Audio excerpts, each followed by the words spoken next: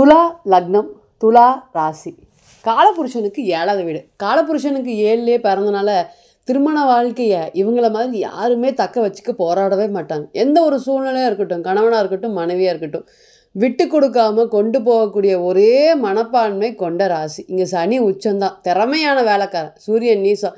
எது சரி ஏது சரின்னு தெரியாமையே ஏதாவது ஒரு விஷயத்தில் வாழ்க்கையில் மாட்டிக்குவாங்க. நிறைய பார்த்திங்கன்னா காலபுருஷனுக்கு 7வது வீடாக இருக்கிறனால முதல்ல இந்த ராசியை பொறுத்தவரை இங்கே என்னென்ன கிரகங்கள் இருக்குது, இவங்க திருமண வாழ்க்கையை காப்பாற்றிடுவாங்களா காப்பாற்ற மாட்டாங்களா, எந்த ராசியாக வேணாலும் இருக்கட்டும், அந்த மாதிரி ஒரு பெயர் போன ராசி நம்ம துலா ராசி. இங்கே இருக்கக்கூடிய தராசு எடை சிம்பல் என்ன சொல்ல வருது, எல்லாரையுமே சமமாக பார்ப்பாங்க. இவங்க தான் மேலே இவங்க கீழே அப்படின்னு பார்க்கவே மாட்டாங்க. எல்லார்கிட்டையும் சமமாக பழகக்கூடிய மனப்பான்மை கொண்ட ராசி. உச்சத்தை எந்த இடத்துக்கு போனாலுமே திறமையான வேலைக்காரன், திறமையான பார்த்திங்கன்னா ஒரு விஷயங்களும் செய்யக்கூடியவங்க. இந்த மாதிரி நாலேஜ் வேறு யாருக்கிட்டையுமே இல்லைங்க அப்படின்னு திறமையாக ஒரு விஷயங்களையும் செய்யக்கூடிய நபர் யாருன்னு கேட்டிங்கன்னா துலாம் தான். தட்டி கேட்கக்கூடிய ராசி. தவறு ஒன்று நடந்துச்சுன்னா அது யார் என்ன ஏதுன்னெலாம் பார்க்கவே மாட்டாங்க. உடனடியாக தட்டி கேட்கக்கூடிய மனப்பான்மை கொண்ட ராசி. யாராக இருந்தாலுமே அதட்டி கேட்பாங்க. நீ ஏழைங்கிறனால அதட்டாமல் இருக்கிறது, நீ பணக்காரங்கிறனால ஓவராக அதட்டுறது, இது எல்லாமே இங்கே வேலைக்கு ஆகவே ஆகாது. எப்போவுமே தப்பு பண்ணக்கூடாது, தப்பு பண்ணுதான் நான் ஒத்துக்க மாட்டேன் அப்படிங்கிறதுல ஸ்ட்ராங்காக இருக்கக்கூடிய ராசி இதுதான். ஆனால் வாழ்க்கையில் இவங்க இப்படி பெர்ஃபெக்ஷனாக இருக்கிறதுனாலே நிறைய விஷயங்கள் இவங்களுக்கு நிறைய பாதிப்புகள் தொடர்ந்து ஏற்பட்டுகிட்டே இருக்குங்க. இன்றைக்கெல்லாம் பார்க்கணும் அப்படின்னு கேட்டிங்கன்னா 7ஆம் அதிபதினு சொல்லக்கூடிய செவ்வாய் 12ல் இருக்கார், கன்னியில் இருக்கார். என்ன நடக்குது ஏது நடக்குதுன்னு தெரியாமையே குடும்பத்துக்குள்ளார 1000 பிரச்சனைகள் இருக்குது. எவ்வளவு டார்ச்சலாக இருந்தாலுமே குடும்ப சூழ்நிலை பார்க்காம இரவு பகல் பார்க்காம உழைக்கக்கூடிய ராசி. இன்றைக்கி வேலையும் பார்க்க முடியாமல் குடும்பத்தையும் பார்க்க முடியாமல் தடுமாறின ஒரு சூழ்நிலையில் இருக்குது. இன்றைக்கெல்லாம் என்னோடய குடும்பத்தை காப்பாற்றுங்க, என்னோடய குடும்பத்தை காப்பாற்றுங்கன்னு போய் வேறு யார்கிட்டையோ கையேந்தி நிற்கிற மாதிரி எனக்கு ஹெல்ப் பண்ணுங்கன்னு சொல்கிற அளவுக்கு நம்மளோட நிலைமை வந்துருச்சு அப்படின்னு ரொம்ப வருத்தப்படக்கூடிய ராசியாகவும் இன்றைக்கி இருக்குது. இந்த ராசிக்கு இந்த ஒரு நிலைமையா அப்படின்னு சொல்கிற மாதிரி. இந்த துலாத்தை பொறுத்தவரையும் இன்றைக்கி என்ன பயங்கரமாக அஃபெக்ட் ஆகிருக்கு அப்படின்னு கேட்டிங்கன்னா காதல். எல்லா விஷயத்துலையுமே பார்த்திங்கன்னா சரி சரின்னு கேட்டுட்டு போகிறோம். இருந்தாலுமே இந்த காதல் சம்மந்தப்பட்டது கல்யாணமாக எங்களால் மாற்றவே முடியல. பாருங்கள் 7ஆம் அதிபதி 12ல் என்ன சொன்னாலுமே ஒரு விஷயங்கள் நடக்கவே மாட்டேங்குது. 2வது என்னன்னு கேட்டிங்கன்னா குழந்தை. துலாத்தை பொறுத்தவரையும் குழந்தை ஸ்தானாதிபதி வீக்காக இருக்கும்போது நிச்சயமாக இந்த குழந்தை சம்மந்தப்பட்ட பிரச்சனைகள். நல்லா படிக்குதுங்க குழந்தை, திடீர்னு இப்போ என்ன ஆச்சுன்னு தெரில, படிக்கவே மாட்டேங்குது. நல்லா வேலைக்கு போயிட்டு இருந்த பையன் இன்றைக்கி என்னன்னு கேட்டிங்கன்னா எதுவுமே பைத்தியம் முடித்த மாதிரி இருக்கான், பதிலே சொல்ல மாட்டேங்கிறான் அப்படின்னு திறமையான வேலைக்காரன்னு பேர் எடுத்தோம். இன்றைக்கி அந்த வேலையில் ஒன்றுமே பிரச்சனைகள் இல்லையே, 1000 எஃபர்ட்ஸ் போட்டுமே பலன் இல்லையே அப்படின்னு சொல்கிற மாதிரியான பலன்கள்.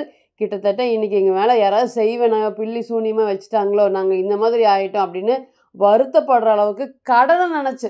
பொதுவாகவே பார்த்திங்கன்னா துலத்தை பொறுத்த வரையுமே 1000 2000 அள்ளி கொடுத்த கை எல்லாருக்குமே செலவு பண்ணது. இதுதான் இப்படி தான் செலவு பண்ணியிருக்கேனே இல்லைங்க, வரமுறை என்ன அப்படின்னு ஒன்று இல்லாமையே நிறையா பார்த்திங்கன்னா அம்மாவுக்கு அப்பாவுக்கு பொருளாதாரம் சம்மந்தப்பட்டது, அக்கா தங்கச்சிக்கு மனைவிக்கு தெரியாமல் அக்கா தங்கச்சிக்கு நிறையா பொருளாதார உதவிகள் பண்ண ராசி.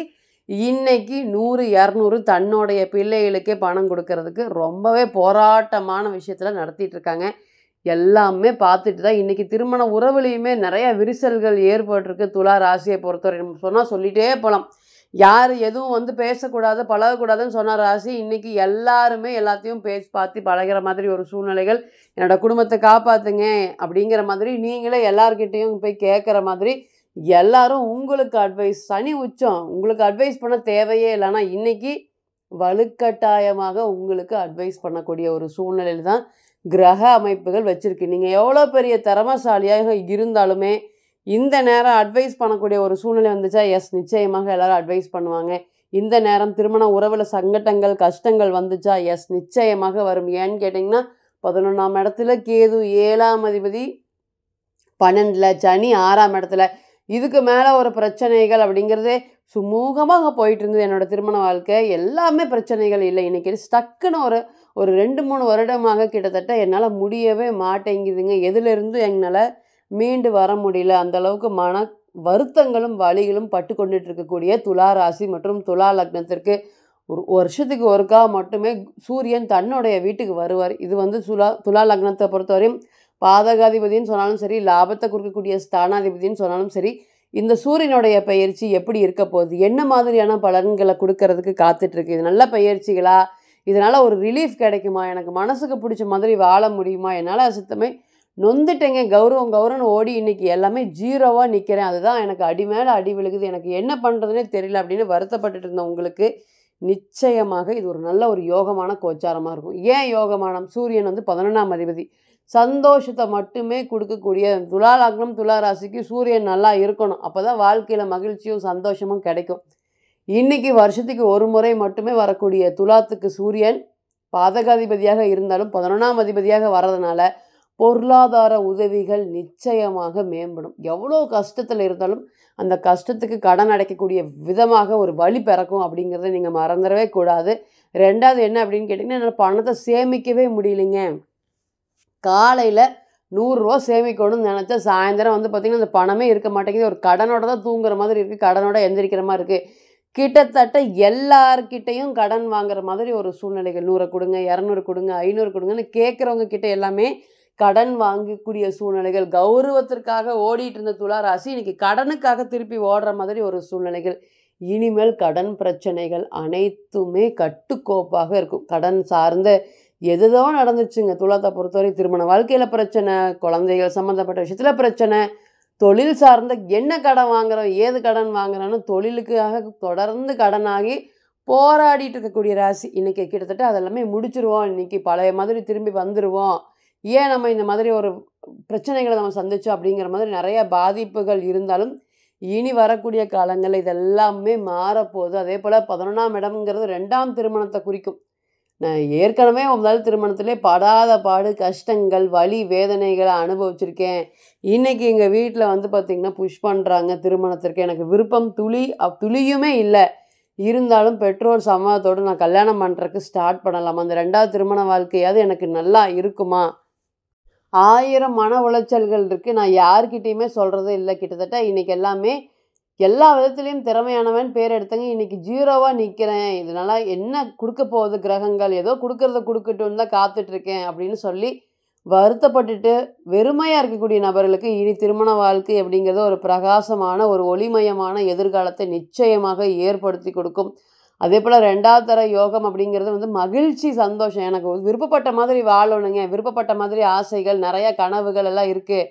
அது எல்லாத்தையுமே சரி பண்ணுறதுக்கு எந்த ஒரு விஷயம் எடுத்தாலுமே எனக்கு நடக்க மாட்டேங்குது. நிறைய தடைகள், தாமதங்கள், ஏறுனா எனக்கு மொளை சறுக்குதுங்க. நிறைய பேருக்கு வந்து பார்த்திங்கன்னா ஏணியாக எல்லாரையும் ஏற்றி விட்டுருக்கு. இன்றைக்கி எனக்குன்னு ஒரு வழி கிடைக்க மாட்டேங்குன்னு அப்படின்னு பைத்தியம் பிடிச்சிட்டு சுற்றிட்டு இருக்கக்கூடிய துலாத்துக்கு இனி பொருளாதாரம் சம்மந்தப்பட்ட விஷயத்தில் இருக்கக்கூடிய பிரச்சனைகள்லாம் படிப்படியாக விலகி இந்த வழியில் போங்க, சம்பாத்தியம் இருக்குது அப்படின்னு உங்களுக்கு அனுசரணையாக யாராவது பேசக்கூடிய ஒரு சூழ்நிலைகள் நிச்சயமாக கிடைக்கும்.